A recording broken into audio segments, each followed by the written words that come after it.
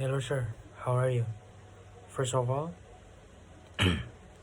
let me introduce myself. My name is Reyhandoyo Putra from class RR for English General Communication course, Faculty of Engineering, Department of Industrial Engineering, semester 6.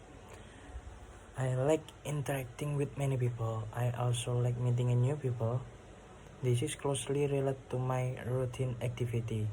Apart from being a student, I am also a field worker who meets many people every day.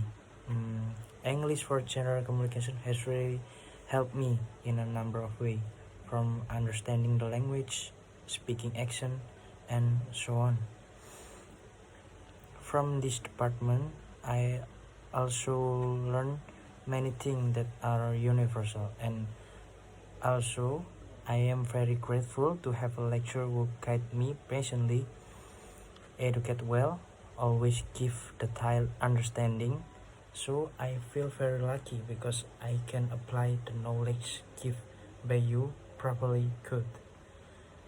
What's more, I am very grateful to this AEC lecturer who always understand his student, always make